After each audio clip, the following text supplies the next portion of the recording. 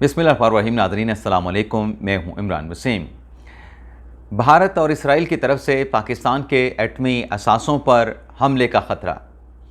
पाकिस्तान की तरफ से न सिर्फ भारत को ख़बरदार कर दिया गया बल्कि डिप्लोमेटिक चैनल के ज़रिए इंडिया को सख्त पैगाम पहुंचा दिया गया और इसके साथ साथ पाकिस्तान के एयरफोर्स को, पाकिस्तान के लड़ाका हथियारों को हाई अलर्ट कर दिया गया। ये जो नाज़रीन बड़ी ख़बर है, इसकी डिटेल का आगाज़ हमने करना है। जो थंबनेल पे हमारी चौथी ख़बर है कि हुकूमत और तहरीक इंसाफ के माबैन नोक झोंक। हुकूमत और तहरीक इंसाफ के माबैन सख्त जुमलों का तबादला, तलख मुकालमों का तबादला। ये जो नाज़रीन हमारी चौथी ख़बर है थंबनेल की, इस ख़बर की डिटेल से जो भारत और इसराइल की तरफ से पाकिस्तान के एटमी असासों को ख़तरा है या हमले का ख़दशा है, इस नोक झोंक वाली ख़बर से उस ख़बर की तफसीलात सामने आएंगी। तो पहली ख़बर से नाज़रीन प्रोग्राम का आगाज़ करते हैं और प्रोग्राम के आखिर में जो ईरान इसराइल जंग की ताज़ा तरीन सूरत हाल है उससे मुतल्लिक़ भी आप देखने वालों को आगाह करेंगे। लेकिन व्लॉग का आगाज़ करने से पहले आपसे दरख्वास्त के चैनल को सब्सक्राइब कर लें, बेल आइकॉन का बटन प्रेस करें, वीडियो पसंद आए तो इसे लाइक और शेयर ज़रूर कीजिएगा। नाज़रीन, कौमी असम्बली में बजट सेशन चल रहा है।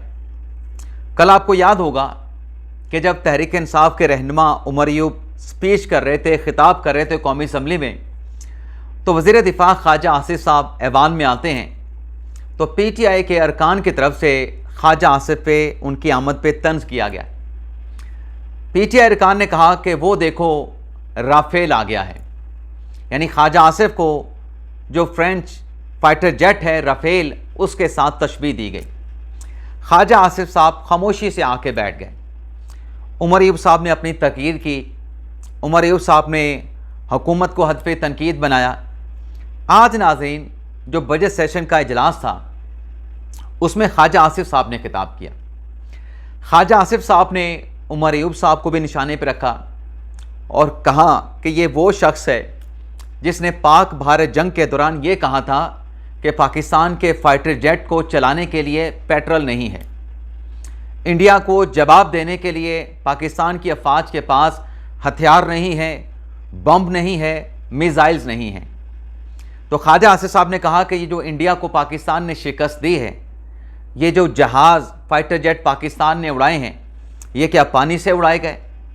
ये जो इंडिया को हमलों का जवाब दिया गया मिसाइल स्ट्राइक्स के ज़रिए, क्या ये पाकिस्तान ने आतिशी पटाखों के ज़रिए इंडिया को शिकस्त दी है? फिर नाज़रीन जो अहम बात ख्वाजा आसिफ साहब ने की, उसमें उन्होंने इमरान खान साहब और साबिक आर्मी चीफ जनरल बाजवा को हदफ़े तनकीद बनाया।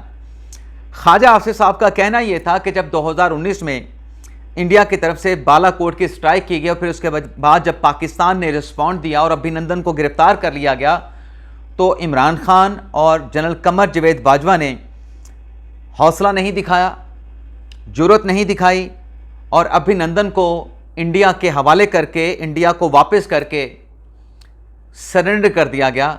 जो कौमी फतह थी उस पर उन्होंने कहा कि ये सरेंडर था, ये एक समझौता था। ख्वाजा आसिफ ने कहा कि इमरान खान और जनरल बाजवा ने ये समझौता करके जो मुल्क की वक़ार है उसको ठेस पहुंचाई। अब ये जो नाज़रीन ख्वाजा आसिफ साहब बात कर रहे थे, दरअसल वो एक कंपैरिजन कर रहे थे। ख्वाजा आसिफ ने कहा कि एक उस वक्त की क़यादत थी 2019 की और एक आज की क़यादत है जब एक मरतबा फिर भारत ने पाकिस्तान पे जंग मुसल्लत की। ख्वाजा आसिफ साहब कंपैरिजन ये कर रहे थे, उस वक्त की क़यादत को समझौता करना पड़ा, लेकिन मौजूदा जो क़यादत ने भारत को जवाब दिया, शिकस्त से फाश से दोचार किया, कहीं भी मौजूदा क़यादत के जहन में ये शायबा भी नहीं आया कि हम भारत के साथ कंप्रोमाइज़ कर लें। अच्छा, ख्वाजा आसिफ साहब की इस तकरीर पे असद कैसर साहब ने जवाब दिया। असद कैसर साहब ने कहा कि इमरान खान साहब ने कभी समझौता नहीं किया, इमरान खान ने दुनिया में पाकिस्तान के लिए इज़्ज़त कमाई है। अब जो मिसालें पेश की असद कैसर साहब ने, वो कहती है कि इमरान खान साहब ने वर्ल्ड कप जीता, इमरान खान ने शौकत खानम हॉस्पिटल बनाया, इमरान खान ने यूनिवर्सिटियाँ बनाई। अब जो एक्चुअल सवाल था जिस पे तनकीद ख्वाजा आसिफ साहब कर रहे थे कि अभिनंदन को क्यों वापस किया गया, उस सवाल का जवाब नहीं आया। असद कैसर साहब ने कहा कि पार्लियामेंट का फैसला था। अब पार्लियामेंट में अक्सरियत तो तहरीक इंसाफ की थी, तो फिर पार्लियामेंट को क्या इस्तेमाल किया गया। लेकिन आज इसके बाद अली मोहम्मद खान साहब आते हैं, तहरीक इंसाफ के रहनुमा, और वो ये कहते हैं कि इमरान खान साहब जो है वो उम्मत मुसलमान के लीडर हैं। अब सवाल यहाँ पे ये है कि इमरान खान साहब की उम्मत मुसलमान के लिए क्या खिदमात हैं, क्या सर्विसेज हैं कि आप उन्हें तहरीक इंसाफ के जो लोग हैं वो उम्मत मुसलमान का लीडर कहते हैं। अगर तो रियासत मदीना बनानी थी तो रियासत मदीना में जो मामला चल रहे थे, अल-कादर ट्रस्ट के हों, तोशा खाने के हों, रियासत मदीना में तो ये मामलात इस तरीके से नहीं चलते थे। हज़रत उमर ने तो अपने कुर्ते का भी जवाब दिया था रियासत मदीना में। फिर वो तोशा खाना, उससे तहाइफ ले जाना, मार्केट में बेच के तोशा खाना में पैसे जमा करवाना, ये नाज़रीन हक़ाइक़ हैं, ये हक़ाइक़ हैं जो मैं आपके सामने रख रहा हूँ। फिर इस पर बात की, जब असद कैसर साहब ने बात कर ली, अली मोहम्मद खान साहब ने बात की, तो फिर आखिर में बात की अता तारड़ साहब ने। अता तारड़ साहब ने कहा कि इसराइल के हक़ में इस ऐवान में PTI की खातून रहनुमा ने तकरीर की, लेकिन उसकी मज़म्मत PTI ने नहीं की। इसराइल ने ईरान पे जंग मुसल्लत कर दी, लेकिन इमरान खान साहब का जो सोशल मीडिया एक्स का अकाउंट है वो मुकम्मल तौर पे खामोश है, जो जंग इसराइल ने ईरान पे मुसल्लत की है। यानी इस पूरी नाज़रीन नोक झोंक में, सख्त मुकालमों में, सख्त जुमलों में जो क्रक्स है, बात ये हुई लीडरशिप की, लीडरशिप के हौसले की, जुर्रत की, बहादुरी की, दलेरी की। और बात यह की गई कि 2019 का जो हुकूमत था, जो रजीम था, वो कमज़ोर था, अस्करी क़यादत भी और साथ में सियासी क़यादत भी। मौजूदा जो सियासी क़यादत है, ख्वाजा आसिफ साहब ने कहा कि ये दलेर है, और ये दलेरी हम और आपने देखी भी है पाक भारत जंग के दौरान। लेकिन नाज़रीन, दलेरी क्या होती है, जुर्रत क्या होती है, इससे मुतल्लिक अब एक क्लिप है जो असल ख़बर है, जो मैंने आपसे कहा कि इंडिया की तरफ से, इसराइल की तरफ से पाकिस्तान के जोहरी असासों पर हमले का ख़तरा। पाकिस्तान ने इंडिया को ख़बरदार भी किया, पाकिस्तान ने डिप्लोमेटिक चैनल के ज़रिए इंडिया को पैगाम भी भिजवाया। तो अब ये जो ख़बर है, अब मैं इसकी डिटेल आपके साथ शेयर करने जा रहा हूँ। अब डिटेल क्या है, दरअसल एक वीडियो क्लिप है कि लीडरशिप कैसे होती है, लीडर दलेर कैसी होती है। ये नाज़रीन पाकिस्तान के साबिक आर्मी चीफ हैं असलम बेग साहब, उनका 2 मिनट का क्लिप है, लेकिन मैंने आपको सिर्फ 1 मिनट का क्लिप सुनाऊंगा, जिसमें यह बताया गया है कि जब इंडिया की तरफ से इसराइल के साथ, अमेरिका के साथ मिलकर पाकिस्तान के एटमी असासों पर हमला करने का, एटमी असासों को तबाह करने का प्लान बनाया गया, तो मोहतरमा बेनज़ीर भुट्टो ने डिप्लोमेटिक चैनल के ज़रिए कैसे इंडिया को ख़बरदार किया, पाकिस्तान की फ़िज़ाइया को अलर्ट करके क्या अहकामात जारी किए गए, F-16 जो है वो भी बाहर निकाल लिए गए। तो ये आपने जो बड़ी ख़बर है कि इसराइल की आंखों में जो पाकिस्तान का एटमी प्रोग्राम है, एटमी असासे हैं, ये खटकते हैं।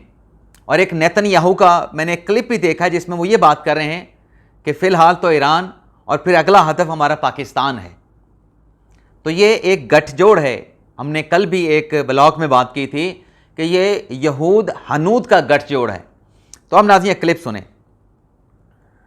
कौम को एक मजबूत क़यादत चाहिए, हौसलामंद क़यादत चाहिए, दिल वाली क़यादत चाहिए। जैसे कि मैं आपको एक मिसाल देता हूँ, ये वो खातून थी बेनज़ीर भुट्टो। 1990 में खतरा हुआ कि हमारे एटमी असासों पर हमला होगा, और ये हमला 3 कुव्वतें मिल के करना चाहती थी, अमेरिका, इजराइल और भारत। हमारी इंटेलिजेंस एक एक बात का पता चला लिया उसने कि कब और किस वक्त इजराइल के जहाज वहाँ से उड़े, आए, हमारी सरहदों के नज़दीक आए, मकबूजा कश्मीर तक गए और जाकर के तमाम जायज़ा लिया और हमले की तैयारी की। उस खातून ने फैसला किया, अपने सफ़ीर को भेजा भारत कि जाके बता दो कि अगर हमला होता है तो फिर there will be no hold on war. हम वो करेंगे कि दुनिया देखेगी। अपने F-16 को कहा कि आप जाओ, तैयार हो जाओ, मारीपुर भेजा। That was a one way mission कि जाओ और जितने भी भारत की जो है एटमी सलाहियतों की जगह है उनको तबाह करके रख दो। जब अमेरिका ने देखा कि ये क्या हो रहा है तो कि पाकिस्तान तो बहुत कुछ करने को तैयार है, वहां से रॉबर्ट गेट्स भागे हुए आए, आकर के जो है पाकिस्तान को समझाने की कोशिश की। एक खातून होते हुए उन्होंने इतना मजबूत फैसला किया। हमें अब सोचना है इस मुश्किल वक्त में। बस नाज़रीन, यहाँ पे इख्तिताम करूँगा। इस क्लिप में साबिक आर्मी चीफ असलम बेग साहब ने यह बताया है कि मोहतरमा बेनज़ीर भुट्टो जो इस दुनिया में नहीं हैं, उन्होंने जब इंडिया ने, इसराइल ने, अमेरिका ने मिलकर पाकिस्तान के एटमी असासों के ख़िलाफ़ साजिश की तो उस खातून ने अकेले कितनी दलेरी और बहादुरी के साथ फ़ैसला किया, इंडिया को डिप्लोमेटिक ख़बरदार भी किया, पैगाम भी दिया और पाकिस्तान की फ़िज़ाइया को भी ग्रीन सिग्नल दे दिया कि आपको मुकम्मल आज़ादी है। अगर ये कुछ हैंकी फैंकी करते हैं, एडवेंचर करते हैं, मुहिम जोई करते हैं तो इंडिया की जो जौहरी साइट्स हैं, फैसिलिटीज़ हैं, उनको जाके तबाह कर दें। तो ये एक क़यादत की बात हो रही है, ये लीडरशिप के हौसले की, दलेरी और बहादुरी की बात हो रही है। अगली खबर पे नाज़रीन चलते हैं। जो ईरान और इसराइल में इस वक्त कशीदगी बनी हुई है, जंगी माहौल बना हुआ है।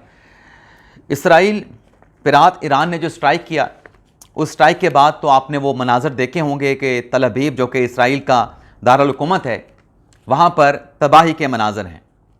लेकिन उसके बाद जो इसराइल ने स्ट्राइक्स की हैं, जिसमें ईरान की तनसीबात को टारगेट किया गया है, ईरान की ऑयल रिफाइनरी को टारगेट किया गया है, ईरान का नेवी का एक बेस है उसको टारगेट किया गया है, और भी ईरानी तनसीबात को टारगेट किया गया है, रिहायशी एक कॉम्प्लेक्स को टारगेट किया गया है।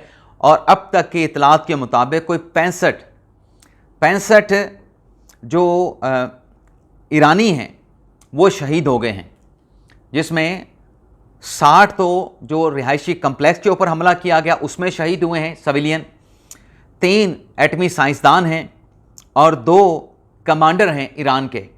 मजमूई तौर पे अब तक जो इसराइल ने स्ट्राइक ईरान पे की हैं, 300 से ज़्यादा शहादतें हो चुकी हैं। लेकिन नाज़रीन, जो इसराइल ने कार्रवाई की है, उस कार्रवाई के साथ साथ ईरान ने भी जो रात कार्रवाई की थी, ईरान की तरफ से ये ऐलान किया गया है कि हम अपने हमले जारी रखेंगे और अगर इसराइल बाज नहीं आता तो नताइज भी भुगतना पड़ेंगे। और ईरान ने अपनी डिसाइसिव कार्रवाई के हवाले से रिपोर्ट ये है कि अमेरिका, बरतानिया और फ्रांस को आगाह कर दिया है। और इसके साथ साथ ये इतलात भी आ रही हैं कि इसराइल का एक और फाइटर जेट F-35 ईरान के डिफेंस सिस्टम ने मार गिराया है। ये तीसरा जदीद तैयारा है जो ईरान ने इसराइल का गिराया है। ना सिर्फ तैयारे को गिराया गया है मगरबी फ़िज़ाई हदूद में, बल्कि जो फाइटर जेट के पायलट हैं उनको भी गिरफ़्तार कर लिया गया है। और ये इतलात आ रही हैं कि मजमूई तौर पे खातून समेत इसराइल के 3 पायलट्स जो हैं वो ईरान की हिरासत में हैं। लेकिन नाज़रीन, दोनों तरफ से कशीदगी में इजाफ़ा हो रहा है और जो इसराइल है उसकी तरफ से कहा गया है कि अगर ईरान ने मिसाइल हमले ना रोके तो तेहरान को नज़र आतिश कर देंगे। इसराइल की तरफ से जो तेहरान का डिफेंस सिस्टम है, अब तक की इतलात के मुताबिक उसको नाकाम बना दिया गया है। तेहरान की फ़िज़ाई हदूद में, एयर स्पेस में मुकम्मल तौर पे इसराइली जेट्स को फ्रीडम हासिल है। और उसके साथ साथ ईरानी एयरपोर्ट पे अटैक करके जो सिविल तैयारे हैं उनको भी नुकसान पहुंचाया गया है। जबकि दूसरी तरफ इसराइल ने अपने जो मुसाफिर तैयारे हैं उनको इसराइल से बाहर यूनान और किसी और मुल्क में जो है वो मुंतकिल कर दिया गया है। लेकिन नाज़रीन, इन हालात में कुछ और चीज़ें भी सामने आ रही हैं, जिसमें यह भी दावा किया जा रहा है, ईरानी यूनिवर्सिटी के एक प्रोफेसर हैं, कि ये जो इसराइल ने ईरानी साइट्स को निशाना बनाया है, जौहरी साइट्स हैं, बैलिस्टिक मिसाइल की साइट्स हैं, उनकी स्टोरेजेस हैं, ये सब दिखावा है। ईरान की तरफ से, ईरानी यूनिवर्सिटी के प्रोफेसर की तरफ से दावा किया गया है कि ये महज दिखावा है और इसराइल को ईरान ने अपने जाल में फंसा लिया है। अपनी जो ट्रैप है उस ट्रैप में इसराइल आ चुका है। और ये भी रिपोर्ट किया जा रहा है कि जो इसराइल है, जो ईरान है, अब जो ईरान का जवाब होगा इसराइल के दूसरे हमले के बाद, वो पहले रिस्पॉन्स से कहीं ज़्यादा सख्त होगा। और इसीलिए अमेरिका, बरतानिया और फ्रांस को ईरान का कहना कि हमने आगाह भी कर दिया है और इसराइल को दोबारा मुंह तोड़ जवाब भी देंगे और हमले हमारे इसराइल पर जारी रहेंगे। तो ये नाज़रीन हमारा वीडियो लॉग। आपसे इजाज़त चाहते हैं। अल्लाह ताला हम सब का हामी नासर अपनी दुआ में याद रखिएगा। अल्लाह हाफिज़।